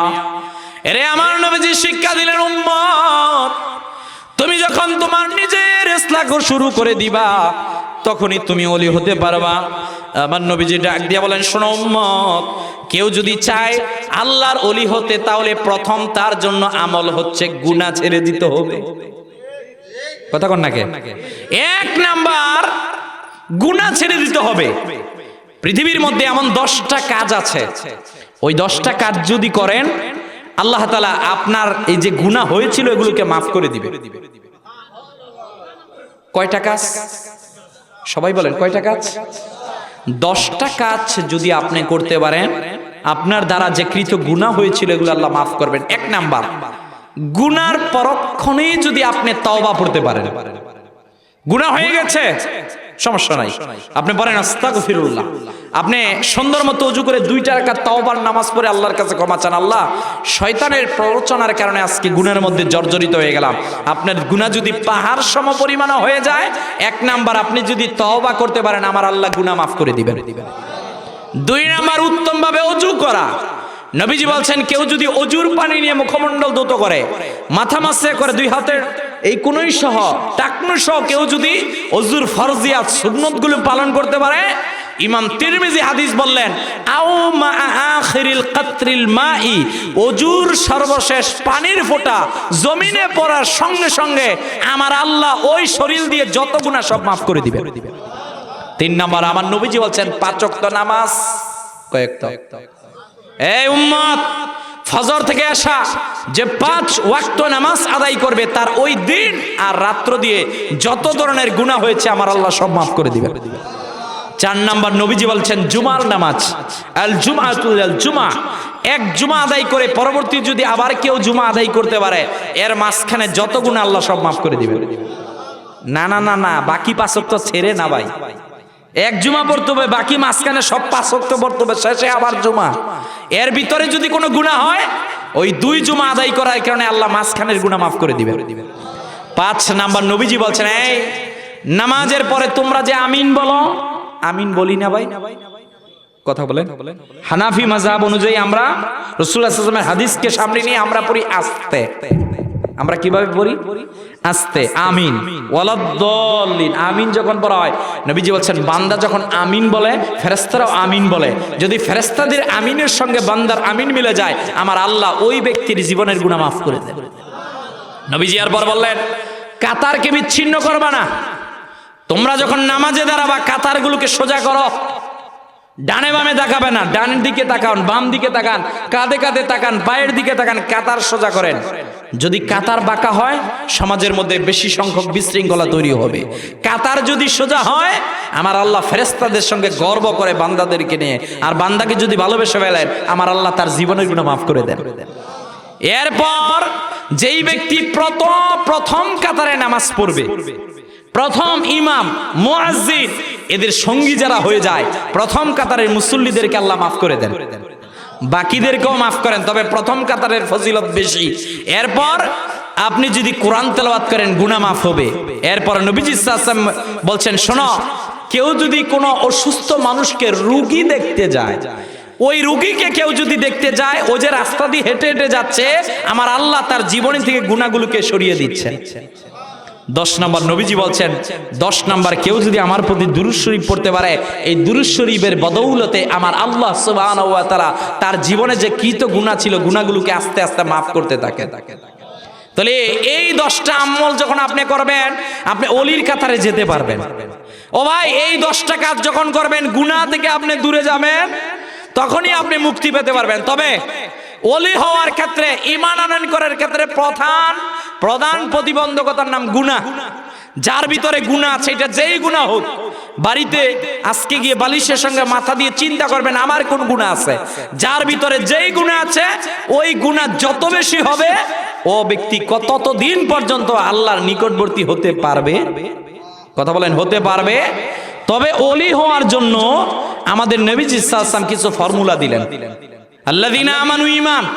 ও ভাই, আমাদের তো প্রত্যেকেরই ঈমান আছে। আমরা মুসলমান না ভাই? কেমন মুসলমান জানেননি? স্টেজ থেকে নেমে দেখি জুতা লয়ে গেছে সরে, ওই মুসলমান। সবাই না, সবাই না। আবার নে আমার গাড়ি আটকাই লেবেন, না না হুজুর কি কইলেন আঙ্গ সরে, না না না আপনাদের বলতেছি না। এমনই তো হচ্ছে ভাই, আমাদের তাসির হচ্ছে না। কথা বলে এত মাহফিল আমাদের ভাই, কিন্তু আমাদের তাসির হচ্ছে না, এটা বড় লজ্জাকর একটা বিষয়। তো আমাদের ঈমান লাগবে, ঈমান আছে। ওয়া কানু ইয়াত্তাকুন, আল্লাহকে ভয়, আল্লাহকে ভয় করে এইবার আপনি কিছু আমল করবেন। 1 নাম্বার হচ্ছে ইল্লাল্লাযীনা আমানু ওয়া আমিলুস সলিহাত, নেক কাজ। কি কাজ ভাই? আপনি শীতার্তকে বস্ত্র দেন, এটা নেক কাজ। আপনার আশপাশে একটা বিধর্মী আছে মনে করেন, ওই বিধর্মীর মেয়েকে বিয়ে দিতে পারতেছেন না টাকার অভাবে, আপনি দেন, ওর ধর্মের হিসাব আল্লাহর কাছে দিবে, কিন্তু আপনি মানব সেবা করলেন। একটা লোক বিপদগ্রস্ত হয়ে গেল, আপনি তাকে বিপদ থেকে উদ্ধার করলেন, এটা নেক কাজ হবে। আপনি সোমবার বৃহস্পতিবার রোজা রাখেন, নেক কাজ হবে। কথা বলেন। আপনি এই যে ফেসবুক আসতেছে, রমজান আসতেছে, ফেসবুকে প্রচার করেন রমজানের কিছুদিন বাকি আছে, এইটাও নেক কাজ হবে। কথা বলেন না? এ ভাই, আপনার ঘরে ছুরি আছে, এই ছুরি দিয়ে আপনি আত্মহত্যাও করতে পারবেন, আবার একই ছুরি দিয়ে আপনি আপেলও কাটতে পারবেন। সিদ্ধান্ত আপনার, আপনি আপেল কাটবেন না আত্মহত্যা করবেন। তবে এই ফেসবুক আপনি চালান, ইউটিউব চালান, দুইটা দিকে তো আছে, ভালো আছে খারাপও আছে। আপনার কাজ হলো ভালো কাজ করা, কথা কর না কে। ওলি যদি হতে চান গুনাহ ছেড়ে 1 নাম্বার নেক কাজ করতে হবে, 2 নাম্বার নিয়মিত আল্লাহর জিকির করতে হবে। কার জিকির? ইন্নামাল মুমিনুনা আল্লাযীনা ইযা যুকিরাল্লাহ ওয়াজিলাত কুলুবুহুম ওয়া ইযা তুলিয়াত আলাইহিম আয়াতুহু যাদাতহুম ঈমানান ওয়া আলা রাব্বিহিম ইয়াতাওয়াক্কালুন। একটা কোরআন তেলাওয়াত আর একটা জিকির করতে হবে। এরপর ওলি যদি হতে চান, প্রিয় নবীজির প্রত্যেকটা সুন্নতের উপর দায়েম আর কায়েম থাকতে হবে। ঘুম থেকে ঘুমানো পর্যন্ত নবীজির সুন্নত রাখবে। এরপর আপনার জন্য যেইটা কাজ সেইটা হবে, ওলি হতে চাইলে সময়কে মূল্যায়ন করতে হবে। যে death is the beginning of life, আমার জীবনের মৃত্যুর মাধ্যমে শুরু, শেষ না। আমাকে চিন্তা করতে হবে মৃত্যুর মাধ্যমে শুরু। দ্যাট মিনস 2026 সাল এসেছে, আরে ভাই আমার বয়স বাড়তেছে না, আল্লাহ আমার ফান্ডের ভিতরে যেই হায়াত রেখেছিলেন এর থেকে আরো 1টা বছর কমে গেল। কথা বলেন না কেন? সময়কে মূল্যায়ন করতে হবে। এরপর নবীজি আমাদেরকে বলছেন আল্লাহওয়ালা বান্দাদের সাথে সম্পর্ক রাখতে হবে, ভালো মানুষদের সাথে সম্পর্ক রাখতে হবে। ভাই আপনি যদি অলিদের সাথে সম্পর্ক রাখেন আপনি অলি হতে পারবেন। একটা খারাপ মানুষের সাথে সম্পর্ক রাখলে আপনি দেখবেন কিছুদিন পর গাঞ্জা কমিটির সভাপতি হয়ে গেছেন। কথা বলেন না কেন? আমি কি অবাস্তব কিছু বললাম? ভালো ভালো মানুষ দেখেছি, যুবকদেরকে দেখেছি নামাজি, কিন্তু সঙ্গ দোষের কারণে ওই লোকটা এক সময় আজকে ইয়াবার সাথে যুক্ত। একে রিহাবে দেওয়া হচ্ছে সংশোধনের জন্য। রিহাবে কাজ হবে? একবার যাকে এই নেশা ইয়াবা বাবা গাঞ্জা ধরেছে এত সহজে ছাড়বে না, প্রয়োজনে মার গলাতে ছুরিটা চালাবে, তারপর ইয়াবার টাকা লাগবে। কথা বলেন না কেন? এরপর ওলি হওয়ার জন্য সবচেয়ে বড় যেইটা শর্ত সেইটা হচ্ছে হালাল খাবার। আওয়াজ যে কইমা গেল, আওয়াজ ঠিক আছে না ভাই? কি খাবার একটু সবাই বলেন, কি খাবার? রাসূল করিম সাল্লাল্লাহু আলাইহি ওয়াসাল্লাম দাঁড়ানো, সাদ বিন আবি ওয়াক্কাস রাদিয়াল্লাহু তাআলা আনহু বলেন, ইয়া রাসূলুল্লাহ সাল্লাল্লাহু আলাইহি ওয়াসাল্লাম আপনি আমাকে বলেন আমি কোন কাজ করলে মুস্তাজাবাতুদ দাওয়া হতে পারবো। মুস্তাজাবাতুদ দাওয়া কোনটা জানেন? যেই ব্যক্তি হাত তুলবে ওই হাত নামানোর পূর্বে আল্লাহ সব মোনাজাত কবুল করে ফেলবে। আল্লাহর হাবিব সাল্লাল্লাহু আলাইহি ওয়াসাল্লাম বলেন, ইয়া সাদ আতিব মাতআমাকা তাকুন মুস্তাজাবাতুদ দাওয়া। হে সাদ তুমি যখনই যেই অবস্থায় থাকো ওই যে খাবার গ্রহণ করবা এটা হালাল খাবার খাবা। সুবহানাল্লাহ। ওলি হওয়ার জন্য প্রথম শর্ত আল্লাহ দিলেন হালাল খাবার। কি খাবার? আল্লাহ বলেন, ইয়া আইয়ুহান নাসু কুলু মিম্মা ফিল আরদি হালালান তাইয়্যিবা ওয়া লা তাত্তাবিউ খুতুওয়াতিশ শাইতান ইন্নাহু লাকুম আদুউম মুবিন। এই খাবার যেটা গ্রহণ করবে এটা পুত পবিত্র বৈধ খাবার। সব খাবারই খেতেও পারবেন, বিষয়টা এরকম নয়। মুখের ভিতরে যে থুতু এটা আপনি খাইতে পারেন, কিন্তু এটা সুখাদ্য না। কথা কোন না? আল্লাহ বলছেন, ইয়া আইয়ুহাল্লাযীনা আমানু কুলু মিম্মা ফিল আরদি হালালান তাইয়্যিবা। একটা হালাল আর একটা তাইয়্যিব, পবিত্র ভালো খাবার খাও। রাগ করবেন না, আমরা বর্তমান সময়ে ওলি না হওয়ার সবচেয়ে বড় যেইটা দোষ আমাদের মধ্যে সেইটা হচ্ছে আমাদের খাবারের মধ্যে আজকে হারাম ঢুকে গেছে। কথা বলেন। আমি পাসপোর্ট করতে যাব, পাসপোর্ট হচ্ছে না। ওখানে একদল আছে আমাদের দুলাভাই। দুলাভাই করলে আর কি রাগ করতো না, এগুলো দুলাভাই করলাম আর কি। দুলাভাই বলতেছে দেওয়া যাবে, কোনো সমস্যা নাই, কাজ আছে একটা। কি? টেবিলের নিচ দাম 3000 টাকা বেশি দাম লাগবে। ওই যে দুলাভাই 3000 নিল, বাসার মধ্যে আজকে রুই মাছ এলাকা থেকে সবচেয়ে বড়টা নিয়ে গেল। ভাবি সাহেবা তো আনন্দিত, আমার স্বামী এলাকার সবচেয়ে দামি মাছ নিয়ে আসে। রে সন্তানের কাপড় তো সবচেয়ে দামি। আরে সর্বনাশ, হঠাৎ করে দেখা গেল সন্তানকে হুন্ডা একটা কিনে দিছে 2 লাখ টাকা দিয়া। গেছে শ্রীমঙ্গলের চা বাগান দেখতো, এমন এক অ্যাক্সিডেন্ট করছে 11.5 লক্ষ নাই। ঠিক না ভাই? কেন? হারাম হারাম হারাম। একটা কথা মনে রাখবেন, হারামে আরাম নাই। কথা কোন নাকি? আর এখন আমাদের বাংলাদেশের সবচেয়ে কম যেই ফিতনা এটা হলো সুদ নাই। নাই না, সুদ তো নাই আমাদের দিকে, সুদের ওয়াজ এখন বন্ধ, স্টপ, আপাতত দরকার নাই নাকি? না না না, সাকিতু আনিল হাক্কি শাইতানুন আখরাস, যে হক কথা বলে না সে হলো বোবা শয়তান। সুদ তখনও হারাম ছিল, এখনো হারাম, কিয়ামত পর্যন্ত হারাম থাকবে। It is the final decision আল্লাহর পক্ষ থেকে। নবীজি বলছেন এক লোকমা হারাম যে খাবে, এক লোকমা, এর 40 দিন কোন ইবাদত আল্লাহ পর্যন্ত কবুলই হবে না। কথা বলেন না কেন? এখন আমাদের অবস্থা হয়েছে আমরা টাকা লাগাই, কথা কোন না কেন, টাকা লাগাই মানে এটা আবার কি, এটা তো বুঝি না। বোঝেন না হুজুর, এত সহজ হিসাব, চক্রবৃদ্ধি পড়েন নাই? বলছি পড়ছিলাম তো, এটা তো সুদ। কই ওইটাই, ওইটা আবার কোনটা? কয় হুজুর 1 মাসের জন্য দিল, ভাই সাহেব 5000 দিলাম, 1 মাস পরে 5000 দিবেন, সাথে আরো 500 দিবেন। আচ্ছা 1 মাস যদি না দিতে পারে, না দিতে পারলে তখন আবার ডাবল হয়ে যাবে, 1000 দিবে। আচ্ছা এইভাবে না দিতে পারলে যত না দিতে পারবে তত চক্রবৃদ্ধি হারে বাড়বে। আরে ভাই এটা তো হারাম। হারাম দিয়ে কি হয়েছে? টাকায় টাকা লাগাচ্ছে, টাকা বাড়তেছে না? নাউজুবিল্লাহ। সুদ খাওয়া হারাম। সবাই বলেন সুদ খাওয়া কি? একটা জমানো বন্ধ রাখবেন না। সুদ খাওয়া কি? সবাই বলেন সুদ খাওয়া কি? আবার বলেন সুদ খাওয়া কি? এটা যেই হোক, রাষ্ট্রের যেই হোক, এলাকার যেই হোক, এটা আমি আলেম হই, জালেম হই, যেই হোক না কেন, আল্লাহর বিধান বিধানই। যেই সমাজে কেউ সুদ খাবে ওই সমাজের মধ্যে আল্লাহর রহমত নাজিল হবে, দন্তান্ন একার না। কথা বলেন না কেন? আল্লাহর বিধান এটা। আপনি বুঝতেছেন না কেন ভাই? আপনি সামান্য সুদের টাকা নিয়ে মনে করেন একটা বিল্ডিং সাজাবেন, অথচ রাসূলুল্লাহ বলছেন যে সুদ খায়, যে সুদ নেয়, এটার মাঝখানে যে সাক্ষী থাকে, এই যত পক্ষ আছে সব পক্ষ জাহান্নামে যাবে। কথা বলেন না। এটা কি ভাই আমার কথা? ভাই এটা আমার রাসূলের কথা। আল্লাহর হাবিব সাল্লাল্লাহু আলাইহি ওয়াসাল্লাম বলেন, শোনো, সাবাতুন মুবিকাত, 7টা এমন ধ্বংসাত্মক বিষয় আছে, এগুলো থেকে দূরে থাকো, এগুলো কবিরা গুনাহ। আল্লাহ হাবিব সাল্লাল্লাহু আলাইহি ওয়াসাল্লাম বলছেন এর মধ্যে একটা হচ্ছে রিবা, সুদ। সুদ খাবা না, যে খাবে সে ধ্বংস, যে নিবে সে ধ্বংস, যে সাক্ষী দেবে সে ধ্বংস, যাকে খাওয়াবে সেও ধ্বংস। কথা বলেন না কেন? ভাই আপনি ভাবতেছেন যে হুজুর আপনারা আমাদের বিরুদ্ধে ওয়াজ করেছেন, প্লিজ আপনারা আমার দুশমন না। ভাই আমার মন চায় আমি জান্নাতে গেলে আপনাদের কি নিয়ে যাব, আপনাদের কি মন চায় না আপনারা জান্নাতে গেলে আমারে নিয়ে যাবেন? আপনারা আমার দুশমন না ভাই, কেউ আমাদের দুশমন না ভাই।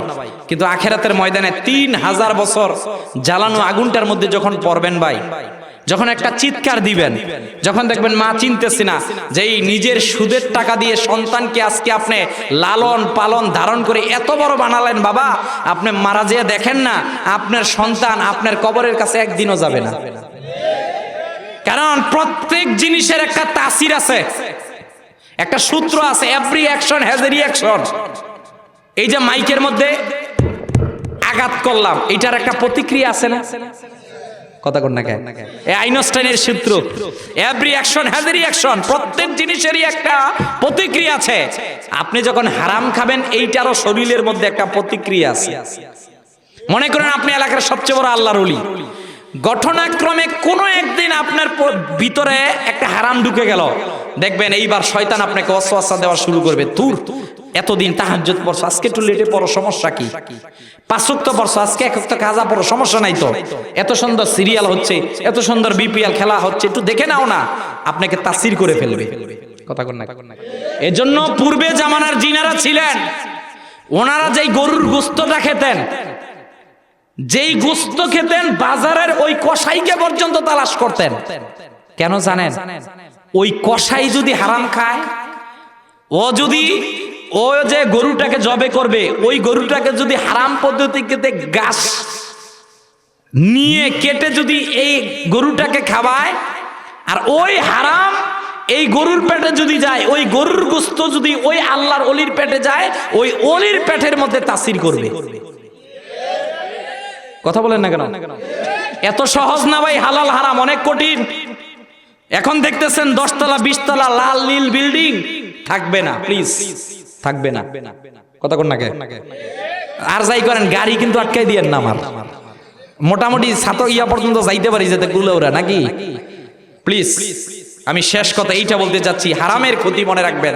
যে ব্যক্তি হারাম খাবে, 1 নাম্বার ক্ষতি, আল্লাহ তাআলা যে হারামখোর তার কোনো দোয়া কবুল করবেন না। আছে নাকি এলাকাতে আবার? এ ভাই, আপনি এলাকার ওয়াজ করি না, আমার কিন্তু কেউ কিছু কয় নাই, আমি তো আবার বুঝি নাই, আবার নিফাস লাগে। 2 নাম্বার, যে হারাম খাবে তার রিজিকের মধ্যে আল্লাহ বরকত কমিয়ে দিবেন। 3 নাম্বার, যে হারাম খাবে, আমার আল্লাহ বলেছেন, নবীজি বলছেন হালাক। যে সুদখোর হবে, হারামখোর হবে, তার ধ্বংস অনিবার্য। 4 নাম্বার, নবীজি বলছেন আল্লাহ ওই বান্দার প্রতি অসন্তুষ্ট হন। এরপর নবীজি বলছেন আমি অভিশাপ দিলাম, আল্লাহর হাবিব বলছেন। এরপর নবীজি বলছেন সুদখোরকে কবরের শাস্তি দেওয়া হবে।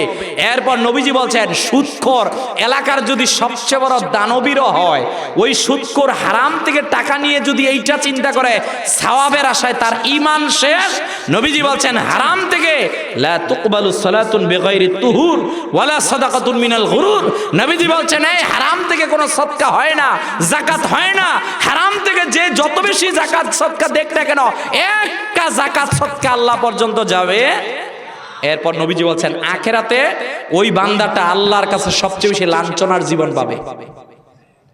প্লিজ, যেখানেই আছেন, যে অবস্থায় আছেন, প্রয়োজনে রিকশা চালাবেন, মানুষের জুতা সেলাই করবেন, মাটি কাটবেন, প্রবাসে গিয়ে কাজ করবেন, তারপর হারাম খাওয়া যাবে না।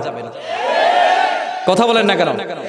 আমি রিকশা চালক, একজন বলছে আমাকে গরিব, আমি মন খারাপ করব না। সুদখোর সে হারাম কাজ করতেছে, আমি রিকশা চালাচ্ছি, এইটা আমার হালাল উপার্জন। কথা বলেন ঠিক কিনা? আমি আমার হালাল উপার্জন করছি। নবীজি বলছেন হালাল উপার্জনের কোনো লজ্জা নাই, শরম নাই। কিন্তু যে হারাম খাবে তার পরিবার ধ্বংস, আর যে হারাম খাবে ও পাগল হয়ে যাবে। কি হয়ে যাবে? পাগল হয়ে যাবে, পাগল। এজন্য বলছি ওলি হতে গেলে আমাদের খাবারটা পিওর লাগবে। এজন্য আমি যে এই টাকাটা পাবো, এটা প্রত্যেক অবস্থায় চিন্তা করবো আমার টাকাটা হালাল না হারাম। ইনশাআল্লাহ কইছেন না? একটু আপনি বুঝে নেন, ওলি হওয়ার জন্য আমরা আসলাম। আমার নবীজি আমাদেরকে বলেন উম্মত রে, তোমাদেরকে জানিয়ে দিলাম আল্লাযীনা আমানু ওয়া কানু ইয়াত্তাকুন। একটা হবে ঈমান, আর একটা হবে আল্লাহর ভয়। আপনি যেখানেই থাকেন না কেন আল্লাহকে ভয় করবেন। ঘরে আছেন আল্লাহরে ভয় করবেন, রাস্তায় আছে আল্লাহরে ভয় করবেন, মসজিদে আছেন আল্লাহরে ভয় করবেন, মাহফিলের মধ্যে আছেন আল্লাহরে ভয় করবেন। যেখানেই আছেন না কেন ভয় করতে হবে একজনকে, তিনি কে? শেষ ঘটনা, আমিরুল মুমিনিন ওমর যখন আরবের রাস্তা দিয়ে তিনি হেঁটে হেঁটে যেতেন, আমিরুল মুমিনিন ওমর কোন মানুষকে দেখলে ওনার একটা অভ্যাস ছিল, তিনি মুসলমানটিকে জাস্টিফাই করতেন। এর ভিতরে কত বেশি আল্লাহর ভয় আছে। হযরত ওমর রাদিয়াল্লাহু তাআলা একবার বিশাল মরুভূমির মধ্যে দাঁড়ানো। হযরত ওমর তাকিয়ে দেখলেন একটা যুবককে দেখা যায়। ওই যুবকের কাছে গিয়ে বললেন, এ যুবক ভাই রে, তোমার একটা কথা জানাই দিলাম, এ যুবক ভাই তোমার কাছে কোনো খাবার আসেনি? যুবকরা ডাক দিয়ে বলেন, শাহজাদা আমি তো আপনারে চিনি না, আমার কাছে কোনো খাবার নাই। আমিরুল মুমিনিন হযরত ওমরের মুখ দেখা। হযরত ওমর ওই যুবকের কাছে গিয়ে বললেন, এ ভাই আমার তো খাবার প্রয়োজন, যদি আমি খাবার না পাই, যদি আমি পানি না পাই, মনে হয় দুনিয়া থেকে বিদায় নিয়ে চলে যাব। ওই রাখাল ডাক দিয়ে বলেন, শাহজাদা কিভাবে আপনাকে হেল্প করব? হেল্প করার মতো আমার কিছু নাই। এই কথা যখন বললেন আমিরুল মুমিনিন ওমর চিন্তা করলেন যুবকটাকে আমি দেখি ওয়া কানু ইয়াত্তাকুন, সে কতটুক আল্লাহরে ভয় করে। হযরত ওমরের মুখ ডাকা। আমিরুল মুমিনিন ওমর শাহজাদা ওই রাখালকে ডাক দিয়ে বললেন, এ রাখাল ভাই তোমার অনেক বকরি আছে, আমার অনেক টাকা আছে, আমি তোমারে কিছু দিনার দিরহাম দিলাম, তুমি আমার একটা বকরি দাও। এরে রাখাল ভাই তোমার মাহাজন এতগুলো বকরির হিসাব তোমার কাছে নিবে না, বিনিময়ে কিছু তুমি ধন সম্পদ পাইলা, আমি পেলাম একটা বকরি, বিনিময়ে আমার জীবন রক্ষা হলো, তোমারও কিছু লাভ হলো। ওই যুবকটা ডাক দিয়ে বলেন, এ শাহজাদা তোমারে জানাই দিলাম, ইয়া ইবনুল মালিক ফাআইনাল্লাহ, ও শাহজাদা তোমারে জানাই দিলাম। তুমি বললা আমার একটা কথা, আমি যাতে তোমার একটা বকরি দেই, তুমি দিবা আমার দিনার দিরাম। শাহজাদা একবারের জন্য তোমারে জানাই দিলাম, কথা ঠিক মাহাজন জানবে না, কথা ঠিক দুনিয়ার কেউ জানবে না। শাহজাদা একবারের জন্য জানাই দিলাম, ফা আইনাল্লাহ, দুনিয়ার সবার চোখকে ফাঁকি দেওয়া যায়, শাহজাদা আপনাকে জানাই দিলাম বিশাল মরু প্রান্তরের মধ্যে একজনের কুদরতি চোখকে ফাঁকি দেওয়া যায় না। তিনি কে? তিনি কে? ইয়া ইবনুল মালিক ফাইনাল্লাহ। শাহজাদা আপনি আমাকে বকরি দিবেন, আমি আপনাকে, আপনি আমাকে দিনার দিরহাম দিবেন, আমি আপনাকে বকরি দেব। আপনি বলছেন কেউ আমাদেরকে দেখবে না, কথা ঠিক? ইয়া ইবনুল ফুলান, হ্যাঁ শাহজাদা, তাহলে ফাইনাল্লাহ, আমার আল্লাহ কোথায়? বলেন আল্লাহু আকবার। এটা আল্লাহর ভয়। ওই দিন সাইয়েদনা ওমর ফারুক রাদিয়াল্লাহু তাআলা ডাক দিয়ে বলছেন, শোনো, এই যুবকের মতো আল্লাহওয়ালা বান্দারা যতদিন পৃথিবীর মধ্যে থাকবে, এদের মতো আল্লাহওয়ালা বান্দা পৃথিবীর মধ্যে যতদিন থাকবে, গোটা পৃথিবীর মধ্যে তাদেরকে কেউ পরাজিত করতে পারবে না। কথা বলেন ঠিক কিনা? তাহলে ওলি হওয়ার জন্য অত্র আয়াতের মধ্যে আমার আল্লাহ দুইটা কাজ দিলেন। কয়টা? কনক্লুশন। আর আছে 4 মিনিট। দুইটা বক্তব্যের, একটা হচ্ছে ঈমান আর একটা হচ্ছে আল্লাহর ভয়। আপনার ভিতরে যখনই আল্লাহর ভয় আসবে তখন চিন্তা করবেন নামাজ পড়তে হবে। আপনার ভিতরে যখন আল্লাহর ভয় আসবে তখন চিন্তা করবেন মা বাবার খেদমত করতে হবে। আমার যুবক ভাই প্লিজ হাতটা জোর করে আমি বলছি, যুবক, মা বাবার খেদমত করতে হবে। এ ভাই আপনি আমার দিবেন টাকা, হুজুর একটু দোয়া করেন তো। আমি কান্নায় তাকায় দেখবো টাকার নোটটা কত বড়। 100 হইলে আল্লাহ এর জান্নাত অর্ধেক দেন, 1000 হইলে আল্লাহ এর জান্নাত পুরাটা দেন, আর পরিবারের সবাই জান্নাতে ঢুকান। নিঃস্বার্থ দোয়া পৃথিবীর মধ্যে একজন, দুইজন করে। একজন হচ্ছে আপনার মা, আরেকজন হচ্ছে বাবা। এই দোয়া হাত তো উপরে আসমানের দিকে হাত তোলে, বাইনাল হিজাব, কোনো পর্দা থাকে না। মা বাবা হাত তুলতে দেরি হয়, আমার আল্লাহ কবুল করতে দেরি করে না। সুবহানাল্লাহ কইতেন না? এজন্য আমি আমার যুবক ভাইদেরকে বেছি, ভাই মা বাবা থাকলে একটু মা বাবার খেদমত করবা। যার বাবা নাই সে বোঝে রে ভাই, মাথার উপর থেকে বট গাছ চলে গেছে। এখন কেউ তোমারে জিজ্ঞেস করবে না তুমি কেমন আছো। মাকে কবরে রেখেছ, কেউ জিজ্ঞেস করবে না। চাচি জিজ্ঞেস করতেছে, চাচিরও একটু স্বার্থ থাকতে পারে। ফুফা জিজ্ঞেস করছে, ফুফারও একটু স্বার্থ আছে। কিন্তু নিঃস্বার্থভাবে মা জিজ্ঞেস করেছিল, বাবা তুমি যে এত সময় দোকানদারি করে আসলা, বাবা তুমি যে এত সময় চাকরি করে আসলা, বাবা তুমি যে প্রবাস থেকে আসলা, রে ওসমানীনগর বিমানবন্দরে আপনি গেলেন, স্ত্রী গেল, সন্তান গেল, আত্মীয় স্বজন গেল, ভাই তাকাবে যে আমার ভাই এসেছে আইফোন 17 এনেছে কিনা, আরে স্ত্রী তাকাবে স্বর্ণ আগের থেকে 5 ভরি বেশি আনছে কিনা, ছেলে তাকাবে বাবা আমার জন্য খেলনা বেশি এনেছে কিনা, মা তাকাবে কপালের দিকে, আমার সন্তানটার কাজ করতে করতে কপাল পুড়েই গেছে। আমি কি ভুল কিছু বললাম? নিঃস্বার্থ ভালোবাসা মা বাবা। এজন্য যুবক মা বাবার একটু খেদমত করতে হবে। আর মা বাবা তা না থাকলে দোয়া, মা বাবা না থাকলে ওই মা বাবার কবরের কাছে গিয়ে মোনাজাত করবেন না ইনশাআল্লাহ। তাহলে ভাই আমি এখানেই বিদায় নিচ্ছি, যেহেতু আমাদের পরবর্তী আলোচক তিনি চলে এসেছেন। আমি দোয়া চাই, আমার প্রিয় ভাই এই ভাই আছেন, আরেক ভাই আছেন, আমার ভাইরা আছেন, আমার বাবু বৈশ্য যারা আছেন প্রত্যেককে আল্লাহ কবুল করুক। সকলে বলেন আমিন। আল্লাহুম্মা আমিন। ربنا ظلمنا أنفسنا وإن لم تغفر لنا وترحمنا لنكونن من الخاسرين।